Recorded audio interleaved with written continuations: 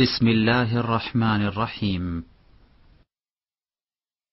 ومن أحسن قولا ممن دعا إلى الله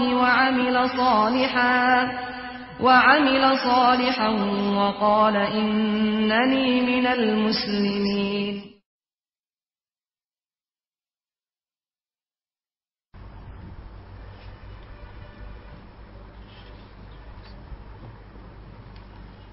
السلام عليكم ورحمة الله وبركاته. إن الحمد لله نحمده ونستعينه ونستغفره ونعوذ بالله من شرور أنفسنا ومن سيئات أعمالنا. من يهدي الله فلا مضل له ومن يضلل فلا هادي له. وأشهد أن لا إله إلا الله وحده لا شريك له وأشهد أن محمدا عبده ورسوله. يا أيها الذين آمنوا اتقوا الله حق تقاته ولا تموتن إلا وأنتم مسلمون. يا أيها الناس اتقوا ربكم الذي خلقكم من نفس واحدة وخلق منها زوجها وبث منهما رجالا كثيرا ونساء. واتقوا الله الذي تساءلون به والأرحام إن الله كان عليكم رقيبا. يا أيها الذين آمنوا اتقوا الله وقولوا قولا سديدا يصلح لكم أعمالكم ويغفر لكم ذنوبكم ومن يطع الله ورسوله فقد فاز فوزا عظيما. أما بعد فإن خير الحديث كتاب الله وخير الهدي هدي محمد صلى الله عليه وسلم وشر الأمور محدثاتها وكل محدثة بدعة وكل بدعة ضلالة وكل ضلالة في النار. أعوذ بالله من الشيطان الرجيم. بسم الله الرحمن الرحيم. ألم تعلم أن الله يعلم ما في السماء والأرض إن ذلك في كتاب إن ذلك على الله يسير. وقال سبحانه هو الذي يصوركم في الأرحام كيف يشاء لا إله إلا هو العزيز الحكيم. وقال سبحانه وربك يخلق ما يشاء ويختار. وقال سبحانه يظنون بالله غير الحق ظن الجاهلية يقولون هل لنا من الأمر من شيء قل إن الأمر كله لله.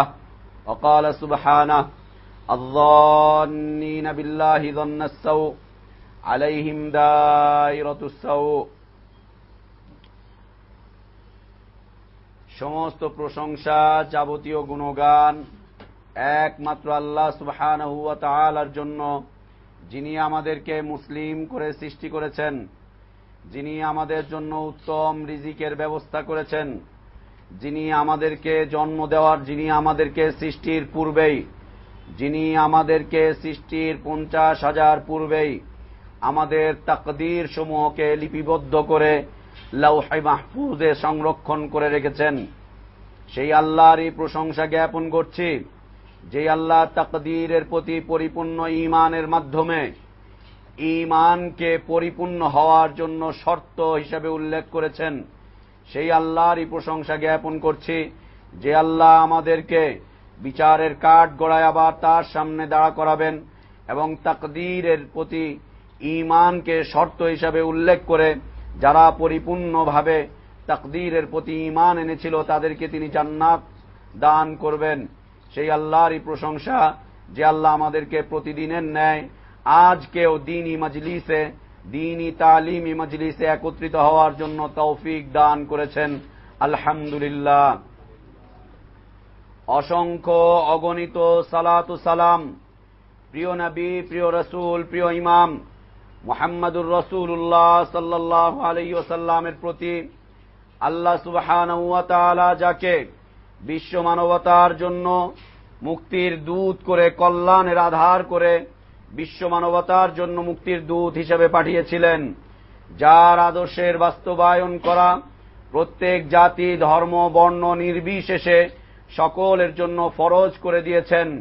যদিও তারা বিভিন্ন দল মত পথ তরিকা ইজম বিভিন্ন দিকবিদিকে ছুটাছুটি করে নিজেরাই নিজেদের উপরে জুলুম করে নিজেরা নিজেদেরকে জাহান্নামের অতল তলের দিকে নিয়ে চলে যাচ্ছে, আল্লাহ তাদের উপরে জুলুম করেননি, বরং তারাই নিজেরা নিজেদের উপরে জুলুম করেছেন। আল্লাহ সুবহানাহু ওয়া তাআলা বলছেন, ওমা যালামাহুমুল্লাহ ওয়ালাকিন কানু আনফুসাহুম ইয়াযলিমুন। আল্লাহ তাদের উপরে জুলুম করেন না, বরং তারাই নিজেরা নিজেদের উপরে জুলুম করে থাকে। সেই আদর্শ দায়ী, আদর্শ ব্যক্তিত্ব, আদর্শ রাসূল, আদর্শ ইমাম, আদর্শ নেতা, আদর্শ কেন্দ্রীয় ব্যক্তিত্ব মুহাম্মদুর রাসূলুল্লাহ সাল্লাল্লাহু আলাইহি ওয়াসাল্লামের প্রতি সালাতু সালাম। আল্লাহুম্মা সাল্লি আলা মুহাম্মদ ওয়া আলা আলি মুহাম্মদ কামা সাল্লাইতা আলা ইব্রাহিম ওয়া আলা আলি ইব্রাহিম ইন্নাকা হামিদুম মাজিদ। আল্লাহুম্মা বারিক আলা মুহাম্মদ ওয়া আলা আলি মুহাম্মদ কামা বারাকতা আলা ইব্রাহিম ওয়া আলা আলি ইব্রাহিম ইন্নাকা হামিদুম মাজিদ। সম্মানিত উপস্থিতি, প্রিয় দিনী ভাই এবং বোনেরা, আমাদের আজকের আলোচনার দুটি বিষয়বস্তু। তার মধ্যে হতে প্রথম বিষয়বস্তু হচ্ছে তাকদীরের প্রতি ঈমান, যাকে হাদিসের পরিভাষায় ঈমান বিল কদর বলা হয়। ঈমানের 6টি স্তম্ভের মধ্যে হতে সর্বশেষ স্তম্ভ হচ্ছে ঈমান বিল কদর, তাকদীরের প্রতি ঈমান। আমরা এর আগে 5টি স্তম্ভের প্রতি আলোচনা পেশ করেছিলাম। যথাসম্ভব আমরা প্রচেষ্টা চালিয়েছিলাম দলিল সমূহকে সংগ্রহ করে দলিল ভিত্তিক এক সংক্ষিপ্ত নাতি দীর্ঘ আলোচনা পেশ করতে। আমরা আল্লাহর কাছে আশা করছি যে আল্লাহ যেন আমাদের এই আলোচনাগুলোর মাধ্যমে সারা পৃথিবীতে বাংলা ভাষাভাষী যত মুসলিম রয়েছে এবং বাংলা ভাষাভাষী যত অমুসলিম রয়েছে, সকল মুসলিম অমুসলিম ভাইদের কাছে আমাদের এই আহ্বানটুকু পৌঁছানোর মাধ্যমে তাদের জন্য যেন হেদায়েতের পথকে আল্লাহ সুবহানাহু ওয়া তাআলা উন্মোচন করে দেন। আল্লাহুম্মা আমিন। প্রিয় উপস্থিতি, ঈমানের স্তম্ভ হচ্ছে 6টি। তার মধ্যে হতে প্রথম স্তম্ভ হচ্ছে আল্লাহর প্রতি ঈমান, দ্বিতীয় স্তম্ভ হচ্ছে মালায়েকাদের প্রতি ঈমান, তৃতীয় স্তম্ভ হচ্ছে কিতাব সমূহের প্রতি ঈমান, চতুর্থ স্তম্ভ হচ্ছে রাসূলদের প্রতি ঈমান, পঞ্চম স্তম্ভ কি আল ইয়াউমিল আখির, আখিরাত দিবসের প্রতি ঈমান, এবং সর্বশেষ ও ষষ্ঠ স্তম্ভ হচ্ছে তাকদীরের ভালো মন্দের প্রতি ঈমান। তাকদীরের ভালো মন্দের প্রতি ঈমান, এ হচ্ছে ষষ্ঠ স্তম্ভ। এবং আকীদাবিদরা যারা রয়েছেন, যারা আকীদার উপরে লেখালেখি করে গিয়েছেন, বড়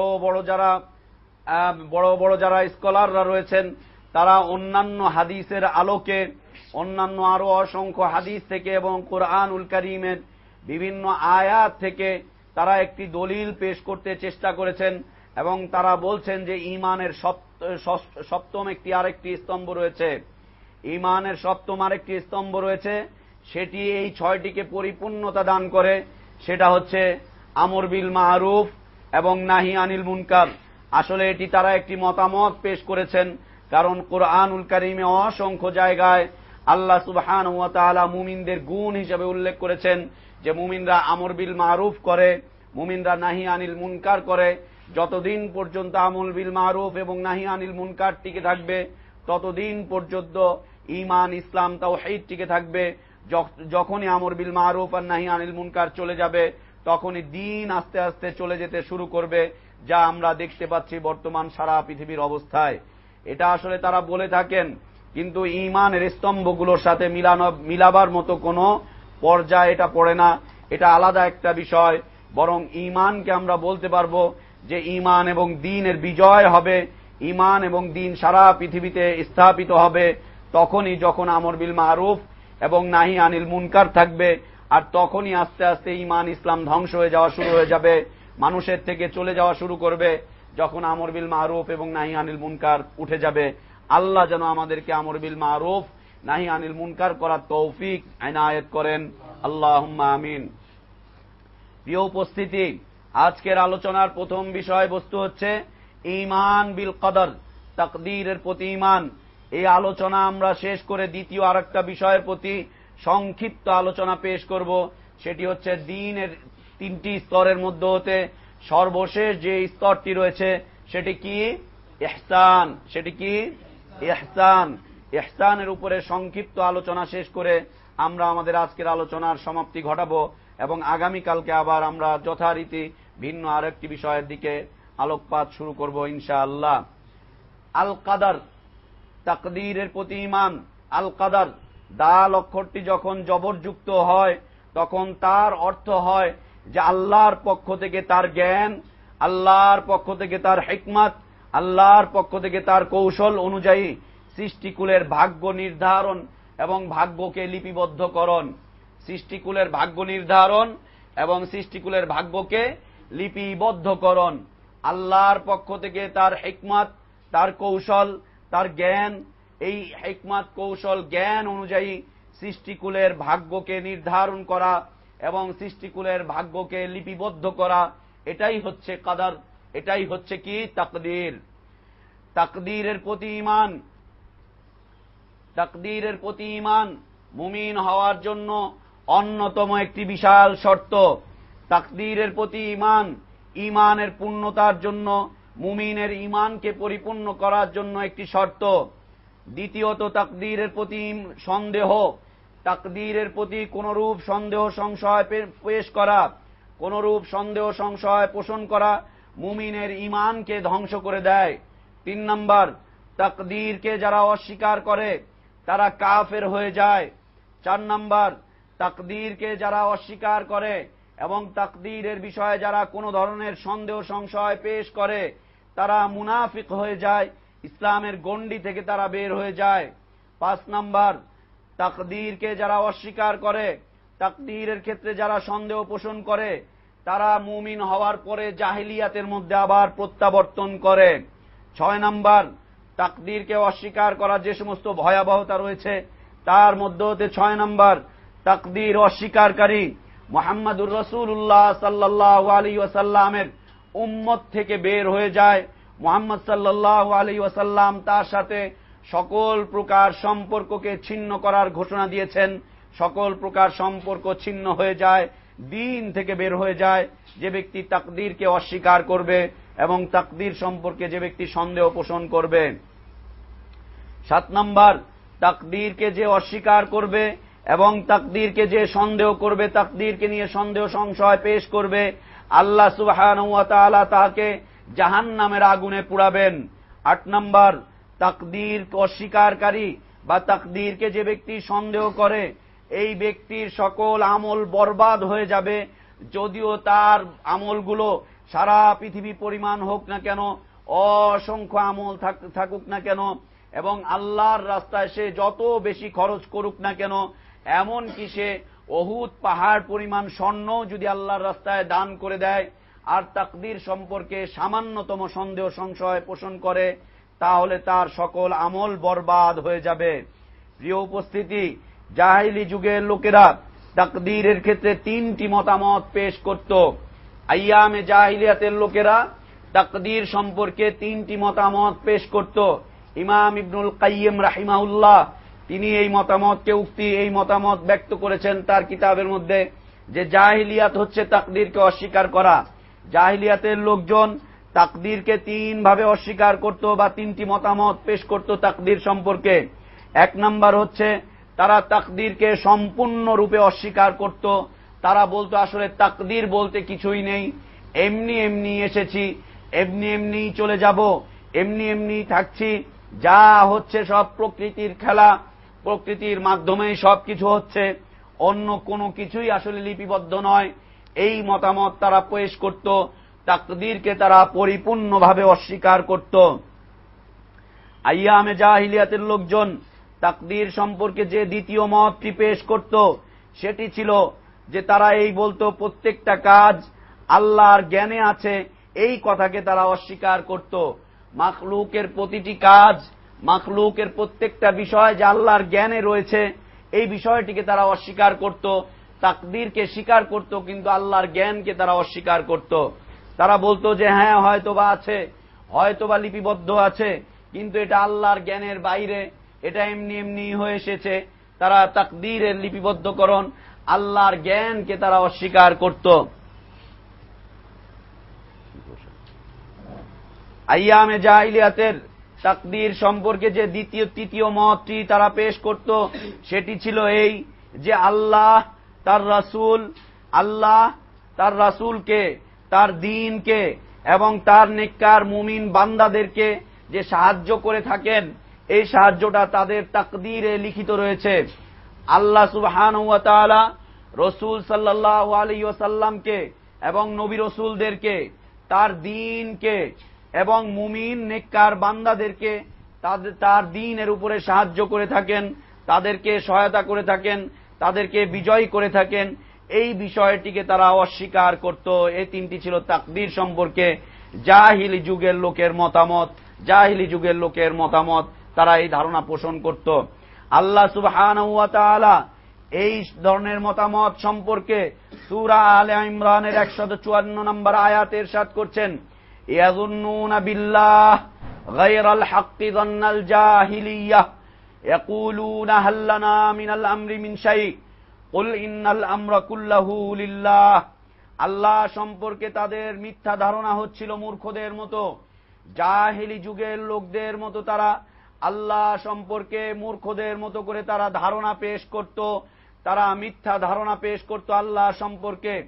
তারা মিথ্যা ধারণা পেশ করে একথা বলতো, আমাদের হাতে কি কিছুই করার নেই, আমরা কি কোনো প্রকার হুকুমের মালিক নই, আমরা কি কোনো কিছুকে বহন করতে পারি না, আমরা কি কোনো কিছুর পরিবর্তন ঘটাতে পারি না, আমাদের কি করার কিছুই নেই। আল্লাহ সুবহানাহু ওয়া তাআলা বলছেন, নবী তুমি বলে দাও, ইন্নাল আমরা কুল্লাহু লিল্লাহ, সব কিছুই একচ্ছত্র মালিক হচ্ছেন আল্লাহ। তুমি বলে দাও সব কিছুই হচ্ছে আল্লাহর হাতে, আল্লাহই একমাত্র সব কিছু করেন, সকল কিছুর তাকদীর একমাত্র আল্লাহর কাছে রয়েছে। আল্লাহ যাকে যেটা চান তাকে সেটাই দান করেন।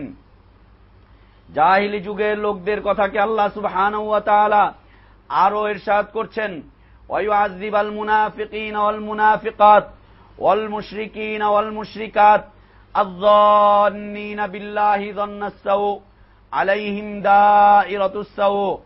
আল্লাহ সুবহানাহু ওয়া তাআলা বলছেন যে আল্লাহ তাআলা আযাব দিবেন, শাস্তি দিবেন মুনাফিক নারী এবং মুনাফিক পুরুষদেরকে, মুশরিক পুরুষ এবং মুশরিকা নারীদেরকে আল্লাহ সুবহানাহু ওয়া তাআলা আযাব দিবেন। কেন? কারণ কি? তারা এই ধারণা পোষণ করত, আয-যান্নিনা বিল্লাহি যান্নাস সাউ, আল্লাহ সম্পর্কে তারা মন্দ ধারণা পেশ করত, খারাপ ধারণা পেশ করত। আলাইহিম দাইরাতুস সাউ, আল্লাহ সুবহানাহু ওয়া তাআলা বলছেন যে তাদেরকেই সকল প্রকার মিথ্যা, তাদেরকেই সকল প্রকার অকল্যাণকে গ্রাস করে নিয়েছে, একদম কঠিনভাবে তাদেরকে চারদিক থেকে ব্যাপৃত করে নিয়েছে তাদের এই ধারণাগুলো। প্রিয় উপস্থিতি, তাকদীর অস্বীকারীদের পরিচিতি, তাকদীরকে যারা অস্বীকার করবে তাদের অবস্থানটা কি ইসলামে?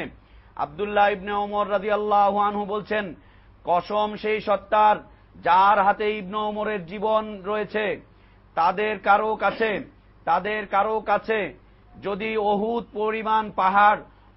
পাহাড় পরিমাণ স্বর্ণ থাকে, অতঃপর তা আল্লাহর রাস্তায় দান করে দেয়, ততক্ষণ পর্যন্ত আল্লাহ তাআলা উক্ত দানকে কবুল করবে না, যতক্ষণ পর্যন্ত সে তাকদীরের প্রতি পরিপূর্ণভাবে ঈমান না আনবে। অতঃপর তিনি আল্লাহ রাসূল সাল্লাল্লাহু আলাইহি ওয়াসাল্লামের এই হাদিসটি তেলাওয়াত করে তার বক্তব্যের সপক্ষে দলিল পেশ করছেন। আমরা যে হাদিসটির উপরে আলোচনা পেশ করছি, আল ঈমান আন তুমিনা বিল্লাহ ওয়া মালাইকাতিহি ওয়া কুতুবিহি ওয়া রুসুলিহি ওয়াল ইয়াউমিল আখিরি ওয়াল কদরি খাইরিহি ওয়া শাররিহি মিনাল্লাহি তাআলা। তিনি এই হাদিসটিকে দলিল হিসেবে পেশ করছেন। তিনি বলছেন ততক্ষণ পর্যন্ত তারা পূর্ণ মুমিন হতে পারবে না, ঈমান আনতে পারবে না, ঈমান তাদের কোনো কাজেই লাগবে না। আল্লাহর শপথ করে তিনি বলছেন যে আল্লাহর হাতে আমার প্রাণ রয়েছে, আব্দুল্লাহ ইবনে ওমরের প্রাণ রয়েছে, সেই আল্লাহর শপথ করে তিনি বলছেন যতক্ষণ পর্যন্ত তারা তাকদীরের প্রতি ঈমান না আনে, তাকদীরের প্রতি পরিপূর্ণভাবে বিশ্বাস না করে। উবাদা ইবনে সামিত রাদিয়াল্লাহু আনহু থেকে বর্ণিত, তিনি তার ছেলেকে বললেন, হে আমার সন্তান, তুমি ততক্ষণ পর্যন্ত ঈমানের স্বাদ আস্বাদন করতে পারবে না, ঈমানের স্বাদ লাভ করতে পারবে না, ঈমানের স্বাদ অনুভব করতে সক্ষম হবে না, যতক্ষণ না তুমি এ কথাকে বিশ্বাস করবে তোমার জীবনে যা ঘটেছে তা ঘটারই ছিল, তোমার জীবনে যা ঘটেছে তা ঘটারই ছিল, তুমি তোমার জীবনে যা পেয়েছো তা তোমার পাওনা ছিল, আর তোমার জীবনে যা ঘটেনি তা কোনোদিন তোমার জীবনে ঘটার ছিল না। এই কথা বলে তিনি রাসূল সাল্লাল্লাহু আলাইহি ওয়াসাল্লামের একটি উক্তিকে নকল করে বলছেন যে আমি আল্লাহর রাসূল সাল্লাল্লাহু আলাইহি ওয়াসাল্লামকে এই কথা বলতে শুনেছি, ইন্না আউওয়ালা মা খালাকাল্লাহুল কলম ফাকালা লাহু উকতুব ফাকালা রব ওয়া মাযা আকতুবু ক্বালা উকতুব মাকাদিরা কুল্লি শাই হাত্তা তাকুমুস সাআহ। তিনি এই কথা বলে আল্লাহ রাসূল সাল্লাল্লাহু আলাইহি ওয়াসাল্লামের এই হাদিসকে তার কথার সপক্ষে দলিল পেশ করে বলছেন, সর্বপ্রথম আল্লাহ সুবহানাহু ওয়া তাআলা যা সৃষ্টি করেছেন তা হচ্ছে কলম। কলমকে তিনি সর্বপ্রথম সৃষ্টি করেছেন। সৃষ্টি করার পরপরই তিনি কলমকে বলছেন যে কলম তুমি লেখো।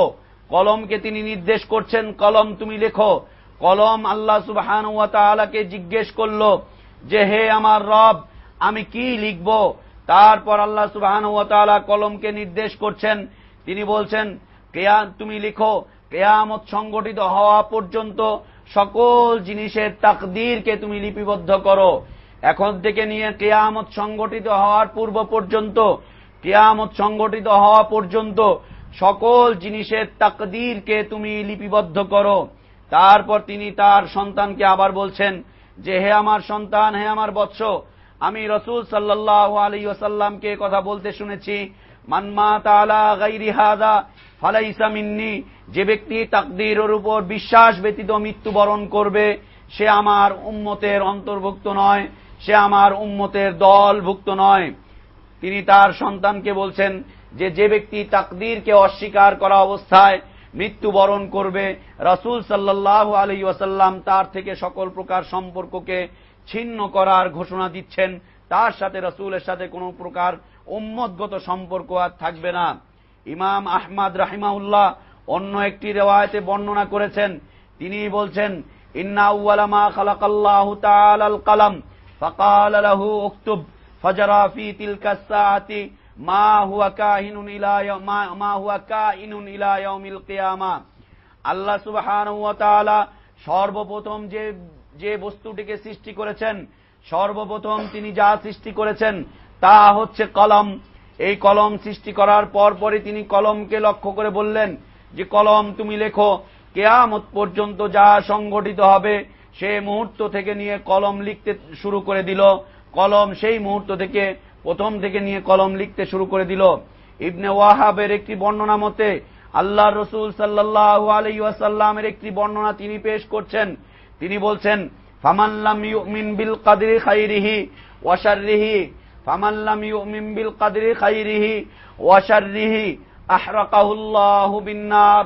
যে ব্যক্তি তাকদীর এবং তাকদীরের ভালো মন্দ বিশ্বাস করে না, যে ব্যক্তি তাকদীর এবং তাকদীরের ভালো মন্দকে বিশ্বাস করে না, আল্লাহ সুবহানাহু ওয়া তাআলা তাকে জাহান্নামের আগুনে ভস্মীভূত করবেন, জাহান্নামের আগুনে তিনি তাকে জ্বালাবেন। দালাই লামি থেকে বর্ণিত আছে, তিনি বলেন আমি ইবনে কাবের কাছে গেলাম, তারপর তাকে বললাম তাকদীরের ব্যাপারে আমার মনের মধ্যে কিছু কথা আছে, আপনি আমাকে তাকদীর সম্পর্কে কিছু বলুন, এর ফলে হয়তো আল্লাহ তাআলা আমার অন্তর থেকে উক্ত জমাট বাঁধা কথাকে দূর করে দিবেন। তখন তিনি বললেন লাউ আনফাকতা মিসলা উহুদিন যাহাবান মা কাবিলাহুল্লাহু মিনকা হাত্তা তুমিনা বিল কদর ওয়া তা'লামা মা আসাবাকা লাম ইয়াকুন লিউখতিয়াকা ওয়া মা আখতাকা লাম ইয়াকুন লিউসিবাকা ওয়া লাউ মুত্তা আলা গায়রি হাযা লাকুনতা মিন আহলিন নার। তিনি তাকে বলছেন তুমি যদি অহুদ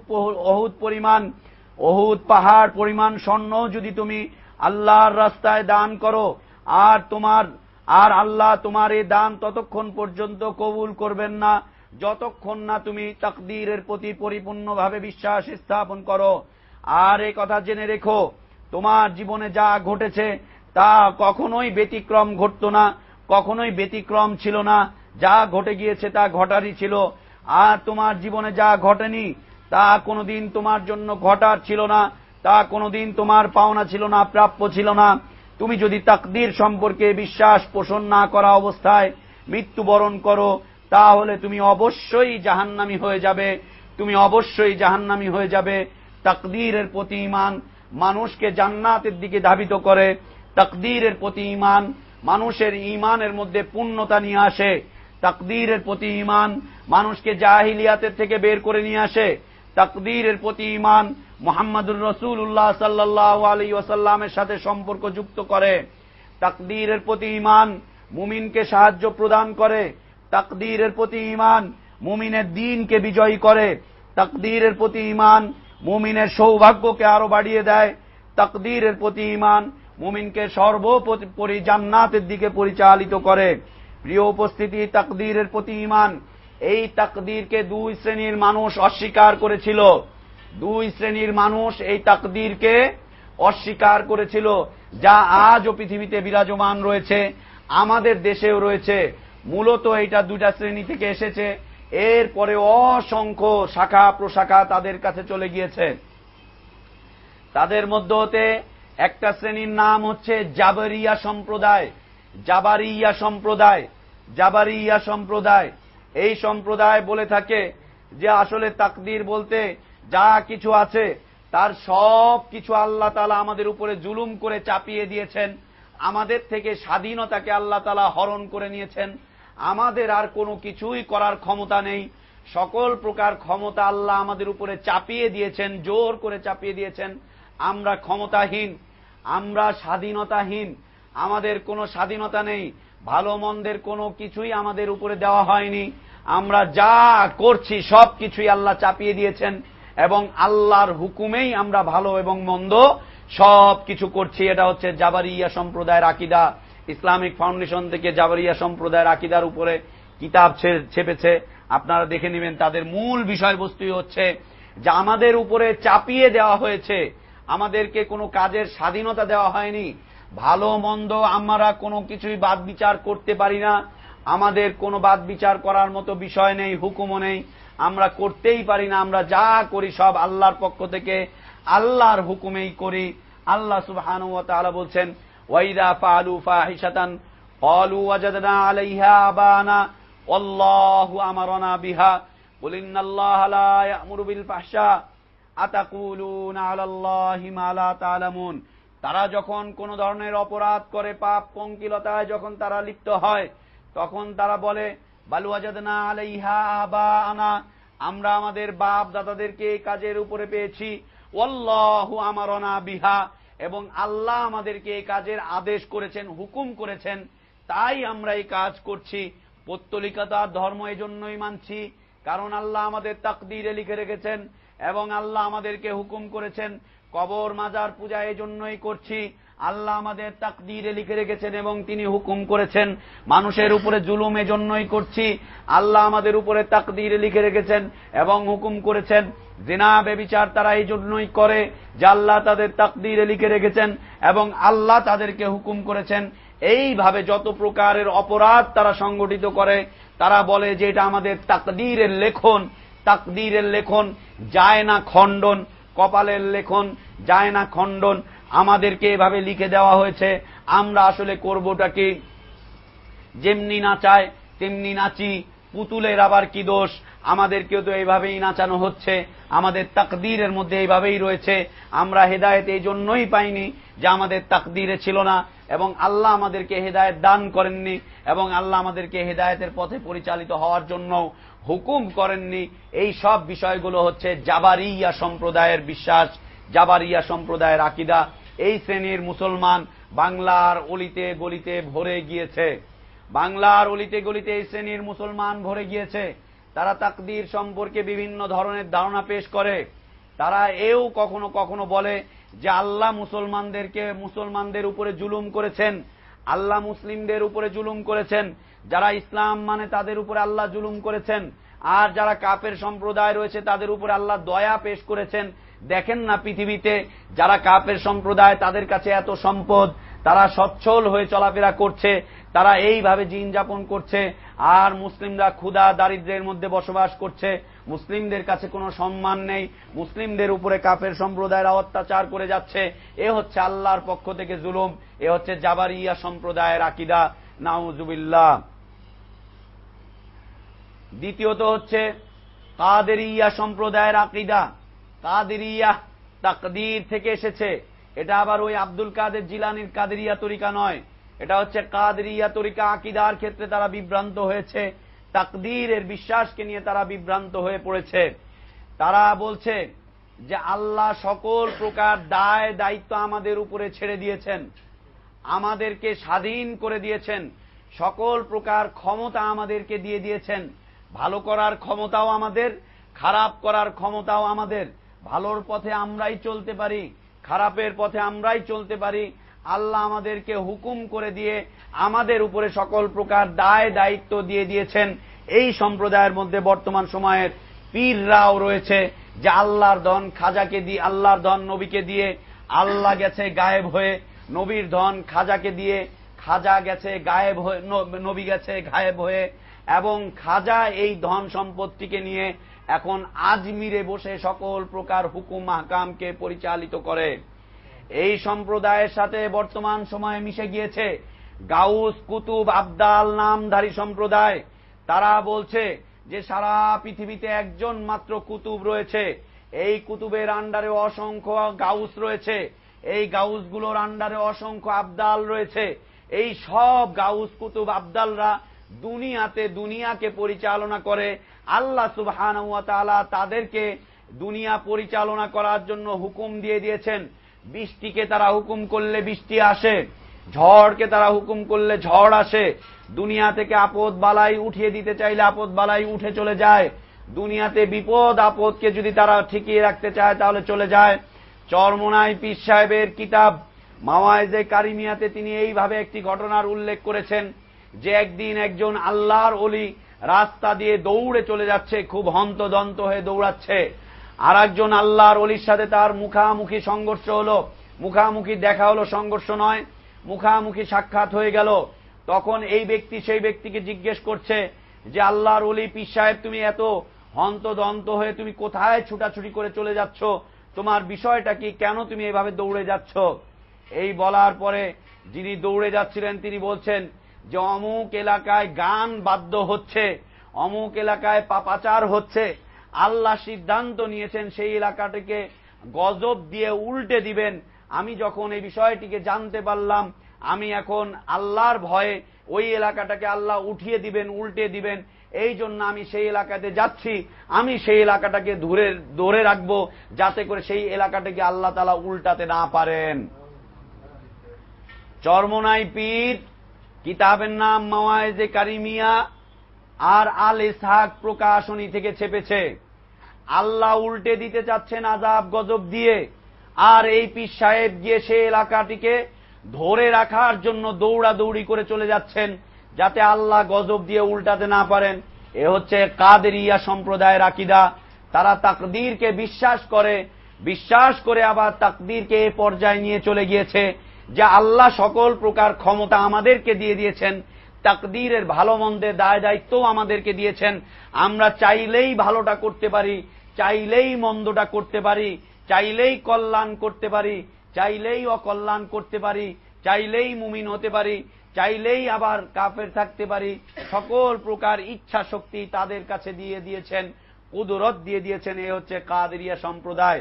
এদের থেকে অসংখ্য শাখা প্রশাখা আবার চলে গিয়েছে, কিন্তু যতগুলো শাখা প্রশাখাই যাক না কেন, খালি মনে রাখতে হবে যে এই মূল দুইটা থিওরি থেকে অসংখ্য শাখা প্রশাখা শুরু হয়েছে।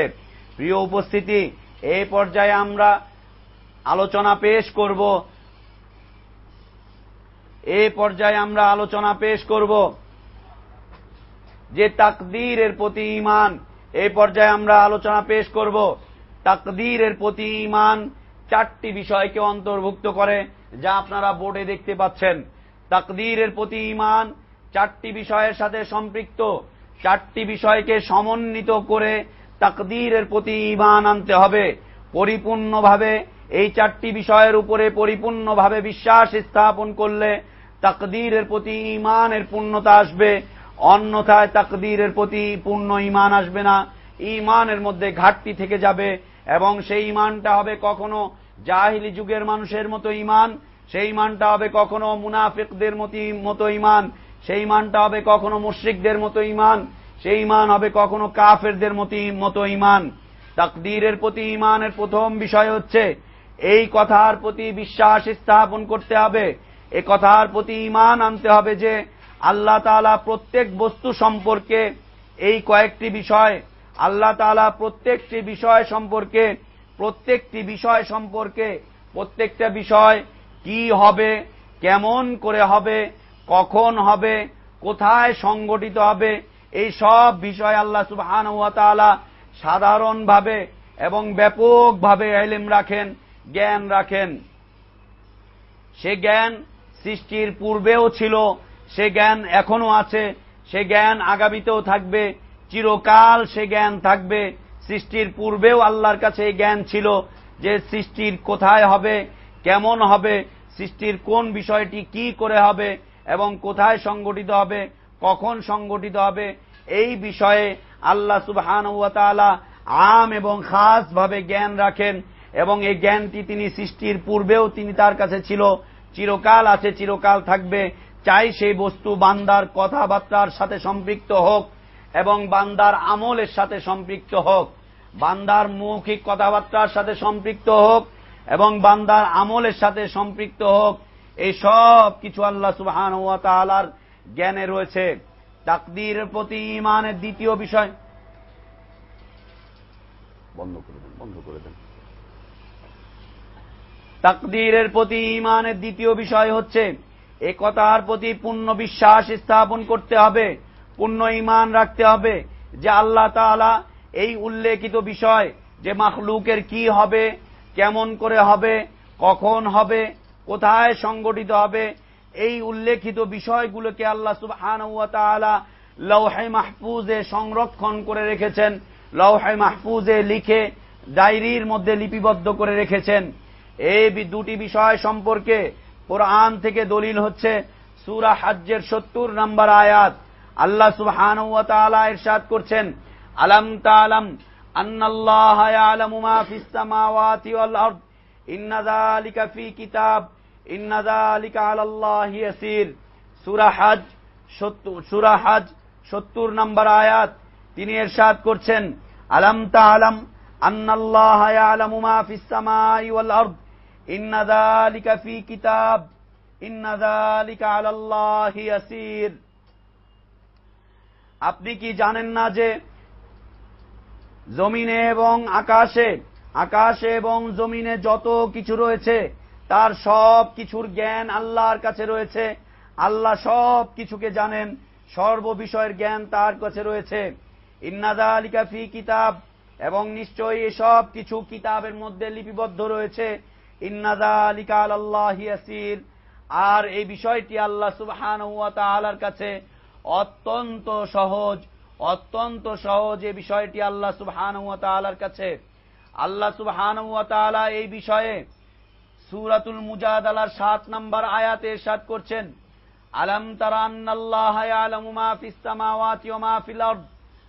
আপনি কি দেখেন না, আপনি কি জানেন না, আন্নাল্লাহা ইয়ালামু মা ফিস সামাওয়াতি ওয়া মা ফিল আরদ, নিশ্চয়ই আল্লাহ তাআলা জানেন আকাশ সমূহে এবং জমিন সমূহে যা কিছু রয়েছে। মা ইয়াকুনু মিন নাজওয়া সালাসাতিন ইল্লা হুয়া রাবিউহুম, যেখানেই তিনজনের একটি দল থাকে, চতুর্থ জন থাকেন হচ্ছেন আল্লাহ। যেখানেই চতুর্থ জনের একটি দল থাকে, যেখানেই পঞ্চম ব্যক্তি হচ্ছে, পঞ্চম সত্তা হচ্ছেন আল্লাহ। অমা ওয়ালা খামসাতিন ইল্লা হুয়া সাদিসুহুম ওয়ালা আদনা মিন, এবং পঞ্চম জনের যেখানেই একটি জামাত থাকে সেখানেই ষষ্ঠ সত্তা হচ্ছেন আল্লাহ। ওয়ালা আদনা মিন যালিকা ওয়ালা আকসারা ইল্লা হুয়া মাহুম আইনামা কানু, এবং এটা যত বেশি হোক না কেন আর যত কমই হোক না কেন, আইনামা কানু, তারা যেখানেই থাকে না কেন তারা আল্লাহর জ্ঞানের বাইরে থাকতে পারে না। নবমণ্ডল এবং ভূমণ্ডলে যত কিছু রয়েছে সব কিছুর জ্ঞান আল্লাহর কাছে রয়েছে, সুম্মা ইউনাব্বিউহুম বিমা আমিলু ইয়াউমাল কিয়ামা। অতঃপর আল্লাহ সুবহানাহু ওয়া তাআলা মানুষের এই কথাবার্তাকে, মানুষের এই কর্মকাণ্ডকে এবং মানুষের এই বিষয়বস্তুগুলোকে, জিনদের এই বিষয়বস্তুগুলোকে কিয়ামতের দিন একদম প্রকাশিত করে দিবেন। কিয়ামতের দিন সব কিছুকে বর্ণনা করবেন। ইন্নাল্লাহা বিকুল্লি শাইইন আলিম, নিশ্চয়ই আল্লাহ তাআলা সর্ব বিষয়ে অবশ্যই সবচাইতে বেশি জানেন। সহিহ মুসলিমে আব্দুল্লাহ ইবনে আমর ইবনুল আস রাদিয়াল্লাহু আনহু থেকে বর্ণিত আছে, তিনি বলেন যে আমি আল্লাহর রাসূল সাল্লাল্লাহু আলাইহি ওয়াসাল্লামকে বলতে শুনেছি যে আল্লাহ সুবহানাহু ওয়া তাআলা আসমান এবং জমিনকে সৃষ্টি করার 50,000 বছর পূর্বে সকল প্রকার মাখলুকের তাকদীরকে লিপিবদ্ধ করে রেখেছেন। ঈমান বিল কাদারের তৃতীয় বিষয়বস্তু হচ্ছে এই বিষয়ে পরিপূর্ণভাবে ঈমান আনতে হবে। এই বিষয়ের প্রতি পরিপূর্ণভাবে বিশ্বাস স্থাপন করতে হবে যে সৃষ্টি জগতের কোনো কিছুই আল্লাহ তাআলার ইচ্ছা শক্তির বাইরে নয়। সৃষ্টি জগতের কোনো কিছুই আল্লাহর মাশিয়াতের বাইরে নয়, আল্লাহর ইচ্ছার বাইরে নয়। সৃষ্টি জগতের কোনো কিছুই আল্লাহর ইচ্ছার বাইরে নয়। সব কিছুকে আল্লাহ সুবহানাহু ওয়া তাআলা তার ইচ্ছার মধ্যে পরিব্যাপ্তি করে রেখেছেন। চাই উহা আল্লাহর নিজের কর্ম সম্পর্কিত হোক এবং চাই সেটা মাখলুকের কর্মকাণ্ড সম্পর্কিত হোক, সেটা আল্লাহ সুবহানাহু ওয়া তাআলা তার ইচ্ছা শক্তির মধ্যে রেখেছেন। আল্লাহ সুবহানাহু ওয়া তাআলা সূরাতুল কাসাসের 67 নম্বর আয়াতে ইরশাদ করছেন, অরাব্বুকা ইয়াখলুকু মা ইয়াশাউ ওয়া ইয়াখতার, এবং আপনার প্রতিপালক আপনার রব যা ইচ্ছা করেন এবং যা পছন্দ করেন তাই তিনি সৃষ্টি করেন। আল্লাহ সুবহানাহু ওয়া তাআলা সূরা ইব্রাহিমের 27 নম্বর আয়াতে এই বিষয়ে উল্লেখ করেছেন, ওয়ায়াফআলুল্লাহু মা ইয়াশা, আল্লাহ সুবহানাহু ওয়া তাআলা যা চান তাই করেন, তার ইচ্ছা অনুযায়ী সবকিছু চলে। তিনি যা ইচ্ছা তাই সৃষ্টি করেন, যা ইচ্ছা তাকেই ধ্বংস করেন, যে বিষয়ের ইচ্ছা সেই বিষয়টাই প্রদান করেন। আল্লাহ সুবহানাহু ওয়া তাআলা এই বিষয়ে আরো ইরশাদ করেছেন সূরা আলে ইমরানের 6 নম্বর আয়াতে, হুয়াল্লাযী ইউসাউবিরুকুম ফিল আরহাম কাইফা ইয়াশা লা ইলাহা ইল্লা হুয়াল আজিজুল হাকিম, তিনি মাতৃগর্ভে যেভাবে ইচ্ছা সেভাবে তোমাদের আকৃতিকে তৈরি করেছেন। মাতৃগর্ভে যেভাবে ইচ্ছা, আল্লাযী ইউসাউবিরুকুম ফিল আরহাম, মাতৃগর্ভে তিনি যেভাবে ইচ্ছা তিনি সেইভাবেই তিনি তোমাদেরকে সৃষ্টি করেছেন, যেভাবেই তিনি চেয়েছেন সেইভাবেই তিনি সৃষ্টি করেছেন। কাউকে মাতৃগর্ভে পুরুষ করে সৃষ্টি করেছেন, কাউকে মাতৃগর্ভে নারী করে সৃষ্টি করেছেন, কাউকে মাতৃগর্ভে হিজড়া খুনসা করে সৃষ্টি করেছেন, কাউকে মাতৃগর্ভ থেকেই অন্ধ করে সৃষ্টি করেছেন, কাউকে মাতৃগর্ভ থেকেই তিনি কর্ণ শক্তিকে উঠিয়ে নিয়েছেন, কাউকে মাতৃগর্ভ থেকেই তিনি অবলা করে সৃষ্টি করেছেন, কাউকে মাতৃগর্ভ থেকেই তিনি আমিক করে সৃষ্টি করেছেন, কাউকে মাতৃগর্ভে থেকেই তিনি বিভিন্নভাবে প্রতিবন্ধী করে সৃষ্টি করেছেন। তিনি যেভাবে চেয়েছেন ঠিক সেইভাবেই তিনি সৃষ্টি করেছেন। মাতৃগর্ভে তিনি কখনো কখনো একজন দান করেছেন, কখনো কখনো দুইজনকে একসাথে মাতৃগর্ভে সৃষ্টি করেছেন, কখনো কখনো মাতৃগর্ভে তিনি একাধিক মাখলুককে সৃষ্টি করেছেন, একাধিক সন্তানকে সৃষ্টি করেছেন, 2 জন 4 জন এমনকি 7 জন পর্যন্ত রেকর্ড রয়েছে। একজন মা একই সময় 7টি সন্তানকে গর্ভধারণ করেছে এবং মাতৃগর্ভে তিনি 2টি সন্তানকে একসাথে জোড়া লাগিয়ে পর্যন্ত সৃষ্টি করেছেন, যার নজির আমরা বাংলাদেশে দেখেছি। ইতিপূর্বে যার নজির আমরা ইরানে দেখেছি, যে জোড়া করে মাথার সাথে জোড়া, দেহের সাথে জোড়া, আলাদা আলাদা নয়, 2টি সন্তানকে একসাথে জোড়া লাগিয়ে তিনি সৃষ্টি করেছেন। আল্লাহু আকবার, সুবহানাল্লাহি ওয়া বিহামদিহি, সুবহানাল্লাহিল আযীম। তিনি বলছেন, হুয়াল্লাযী ইউসাউবিরুকুম ফিল আরহাম কাইফা ইয়াশা লা ইলাহা ইল্লা হুয়াল আজিজুল হাকিম, তিনি যেভাবে ইচ্ছাতে সেইভাবেই তিনি মাতৃগর্ভে মায়ের রেহেমে মায়ের জরায়ুতে সৃষ্টি করেছেন। লা ইলাহা ইল্লা হুয়া, তিনি ছাড়া সত্যিকার অর্থে আর কোনো ইলাহ নেই, তারই একমাত্র ইবাদত চলবে, শুধুমাত্র তারই ইবাদত করতে হবে, তার কাছেই দোয়া করতে হবে, তার কাছেই আকাঙ্ক্ষা পেশ করতে হবে, সকল প্রকার ইবাদত তার কাছেই, একাধারে সকল প্রকার ইবাদত তার জন্যই নিবদ্ধ করতে হবে। এই সম্পর্কে আল্লাহ সুবহানাহু ওয়া তাআলা আরো ইরশাদ করছেন সূরা নিসার 90 নম্বর আয়াত, ওয়ালাউ শাআল্লাহু লাসাল্লাতাহুম আলাইকুম ফালাকাতালুকুম। আল্লাহ যদি ইচ্ছা করতেন, আল্লাহ সুবহানাহু ওয়া তাআলার যদি ইচ্ছা হতো, আল্লাহ ইচ্ছা করলে তোমাদের উপরে তাদেরকে প্রবল করে দিতেন, ফলে অবশ্যই তারা তোমাদের সাথে যুদ্ধে লিপ্ত হতো। তিনি আল্লাহ সুবহানাহু ওয়া তাআলা এ সম্পর্কে আরো ইরশাদ করছেন, ওয়ালাউ শাআ রাব্বুকা মা ফাআলু ফাযারহুম ওয়া মা ইফতারুন। আপনার প্রতিপালক চাইলে তারা এই কাজ করত না, সুতরাং তাদেরকে এবং তাদের মিথ্যা অপবাদকে ছেড়ে দেন।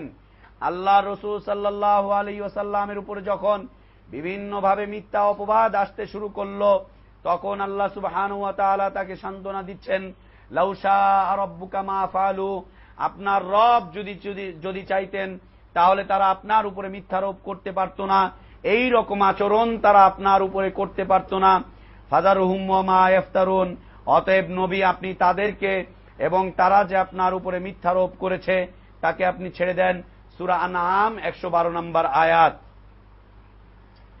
আল্লাহর প্রতি ঈমানের চতুর্থ বিষয়, এ কথার প্রতি ঈমান আনতে হবে, পূর্ণ বিশ্বাস স্থাপন করতে হবে যে সমস্ত জগৎ, সারা পৃথিবী এবং আকাশসমূহ, সমস্ত জগৎ এবং জগতের যত প্রকার সৃষ্টি রয়েছে, মাখলুক রয়েছে, সকল প্রকার মাখলুকের আকৃতি প্রকৃতি, সৃষ্টির আকৃতি প্রকৃতি, সকল প্রকার মাখলুকের আকৃতি প্রকৃতি, আকাশের আকৃতি প্রকৃতি, জমিনের আকৃতি প্রকৃতি, চন্দ্র সূর্যের আকৃতি প্রকৃতি এবং যত প্রকারের মাখলুক রয়েছে, সকল প্রকার মাখলুকের আকৃতি প্রকৃতি এবং মাখলুকের নড়াচড়া কর্মকাণ্ড, এসব কিছুই আল্লাহ সুবহানাহু ওয়া তাআলা সৃষ্টি করেছেন।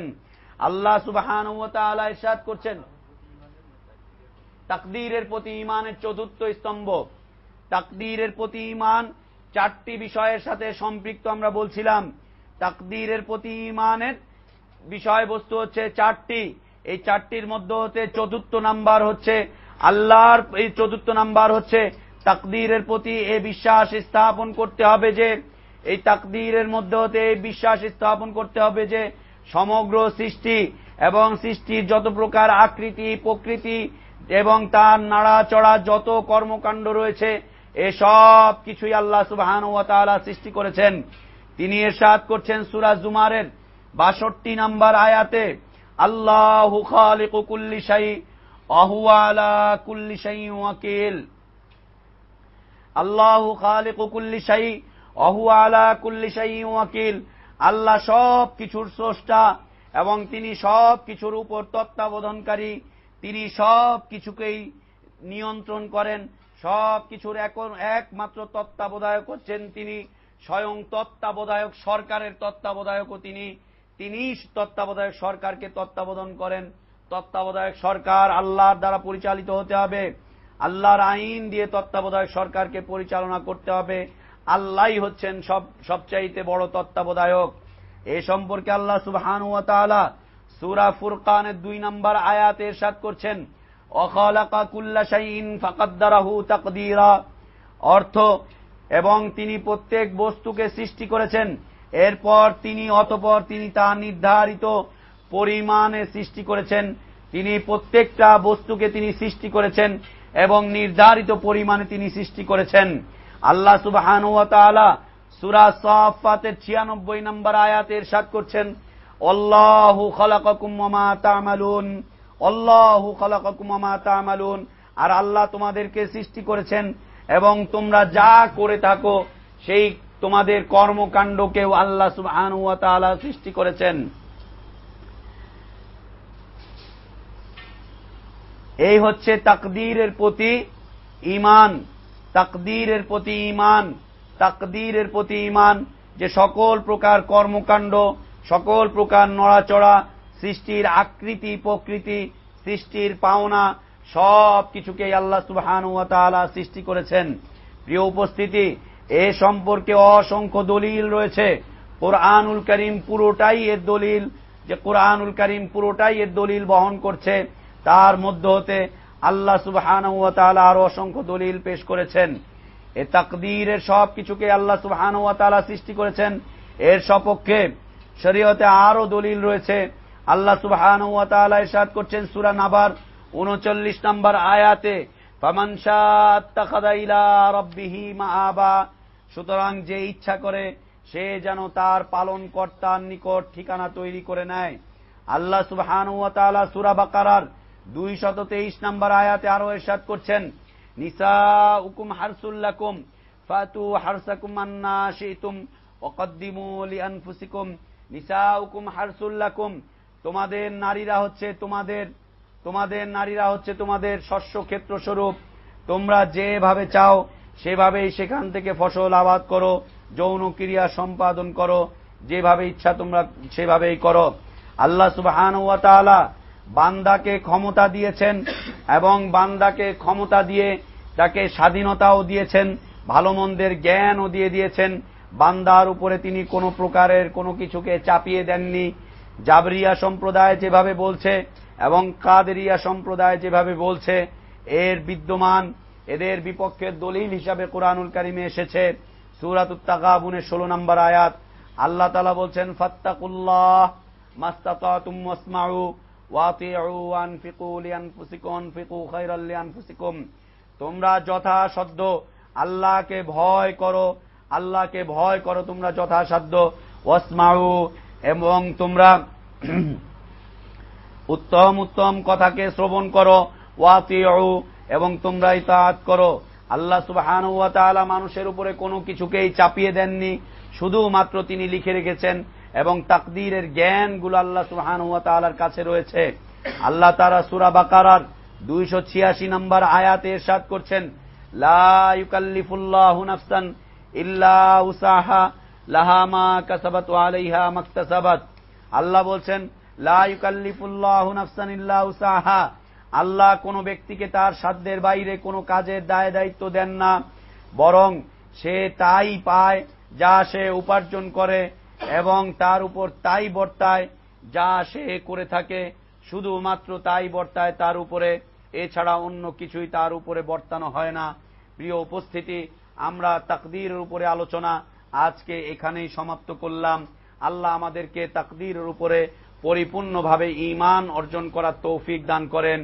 তাকদীরকে সেভাবে বিশ্বাস স্থাপন করার তৌফিক আল্লাহ আমাদেরকে দান করেন যে বিশ্বাস আল্লাহ আমাদের জন্য অবতীর্ণ করেছেন, যে বিশ্বাসের প্রতি রাসূল সাল্লাল্লাহু আলাইহি ওয়াসাল্লাম আমাদেরকে আহ্বান করে গিয়েছেন। প্রিয় উপস্থিতি, তাকদীরের প্রতি ঈমান এটা যেই বিষয়ের সাথে সম্পৃক্ত ছিল সেটা হচ্ছে দ্বীনের স্তরের মধ্যে হতে একটি স্তর। দ্বীনের স্তর হচ্ছে 3টি। প্রথমটি হচ্ছে ইসলাম, দ্বিতীয়টি হচ্ছে ঈমান, তৃতীয়টি হচ্ছে ইহসান। তৃতীয়টি হচ্ছে কি? ইহসান। ইহসান শব্দের অর্থ হচ্ছে কি? দয়া, করুণা। দয়া, করুণা। জিবরিল আলাইহিস সালাতু ওয়াস সালাম আল্লাহ রাসূল সাল্লাল্লাহু আলাইহি ওয়াসাল্লামের কাছে জিজ্ঞেস করছেন, বলছেন, আখবিরনি আনিল ইহসান, বলছেন যে আখবিরনি আনিল ইহসান, মুহাম্মদ আপনি আমাকে ইহসান সম্পর্কে জানান, ইহসান সম্পর্কে আপনি আমাকে বলেন। আল্লাহর রাসূল সাল্লাল্লাহু আলাইহি ওয়াসাল্লাম তাকে ইহসানের সংজ্ঞা দিয়ে বলছেন, আল ইহসান আনতা আবুদাল্লাহ কান্নাকা তারাহ ফাইন লাম তাকুন তারাহু ফাইন্নাহু ইয়ারাক। ইহসানের সংজ্ঞা রাসূল সাল্লাল্লাহু আলাইহি ওয়াসাল্লাম বলছেন যে ইহসান হচ্ছে তাই যে এমন ভাবে তুমি আল্লাহর ইবাদত করবে, এমন ভাবে তুমি আল্লাহর ইবাদত করবে যেন তুমি আল্লাহকে দেখছো। কেমন আল্লাহকে দেখছো? যেন তুমি আল্লাহকে দেখছো। অবশ্যই আল্লাহকে দেখছো এ কথা বলা হয়নি। বলা হয়নি যে তুমি এমন ভাবে ইবাদত করো, করলেই তুমি আল্লাহকে দেখবে। এমন ওজিফা পালন করো, পালন করলেই তুমি আল্লাহকে দেখবে। এমন তরিকা তুমি গ্রহণ করো, যেই তরিকার বায়াত গ্রহণ করলেই তুমি আল্লাহকে দেখবে, এ কথা বলা হয়নি। এমন ইবাদত করো, করলেই তুমি আল্লাহকে দেখবে, এমন কথা বলা হয়নি। এখান থেকে সুফিবাদেরা দলিল পেশ করেছে। সুফিবাদের লোকজন এখান থেকে দলিল পেশ করেছে আল্লাহকে তো দেখা যায়, এই যে জিবরিল আলাইহিস সালাতু ওয়াস সালামকে রাসূল সাল্লাল্লাহু আলাইহি ওয়াসাল্লাম বলছেন আনতা আবুদাল্লাহ কান্নাকা তারা, এমন ভাবে ইবাদত করো যে তুমি আল্লাহকে দেখছো। যেহেতু রাসূল বলেছেন, অতএব এই ইবাদত করলে, এই তরিকা মানলে, এই ওজিফা পালন করলে আল্লাহকে দেখা যায়। আর আল্লাহকে শুধুমাত্র তারা দেখেনি না, বরং আল্লাহর সাথে তাদের এমন পর্যায়ে সম্পর্ক গড়ে যে নামাজে দাঁড়ালেও আল্লাহকে দেখে, সিয়াম পালন করলেও আল্লাহকে দেখে, ঘুমালেও আল্লাহকে দেখে, টয়লেটে গেলেও আল্লাহকে দেখে, বাসে গেলেও আল্লাহকে দেখে, মসজিদেও আল্লাহকে দেখে, মন্দিরেও আল্লাহকে দেখে, শরাবখানায় আল্লাহকে দেখে, পতিতালয়েও আল্লাহকে দেখে, এমনকি কুকুরের চেহারাতেও আল্লাহকে দেখে, শুকরের চেহারাতেও আল্লাহকে দেখে। সকল মাখলুকাতের কাছে তখন সকল মাখলুকাতগুলো তাদের কাছে আল্লাহ হয়ে যায়, সব কিছুই আল্লাহ। এবং এই পর্যায়ে যখন তারা চলে যায় যে সব কিছুতেই আল্লাহকে দেখছে, তখন তারা আবার আল্লাহর ইবাদতকে ছেড়ে দেয়। কারণ তারা তখন বলে, আল্লাহ বলছে ওয়াবুদ রাব্বাকা হাত্তা ইয়াতিয়াকাল ইয়াকিন, তোমরা ততক্ষণ পর্যন্ত তোমার রবের ইবাদত করো যতক্ষণ পর্যন্ত তোমরা রবকে দেখতে না পাও, ইয়াকিনের সাথে দেখতে না পাও। এই যে আমরা আল্লাহকে দেখে ফেলেছি, আল্লাহ আমাদের সাথেই আছেন, আল্লাহ আমাদের সাথেই বিচরণ করছেন, অতএব আর আল্লাহর ইবাদত করার কোনো প্রয়োজন নেই।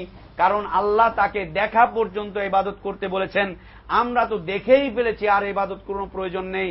এই জন্য সেই পর্যায়ে গিয়ে তারা নামাজকে অস্বীকার করে, সালাত অস্বীকার করে, সিয়াম অস্বীকার করে, হজ অস্বীকার করে, যাকাত অস্বীকার করে, সকল প্রকার ইবাদত বন্দিগিগুলোকে তারা অস্বীকার করে ফেলে। কারণ তাদের একটাই দাবি, আমরা তো আল্লাহকে পেয়েই গিয়েছি, ইয়াকিন তো আমাদের কাছে চলেই এসেছে, আল্লাহ তো আমাদের কাছেই বিদ্যমান। এই অবস্থা তাদের কাছে বিরাজ করে, এই কথা তাদের কাছে তারা বলে।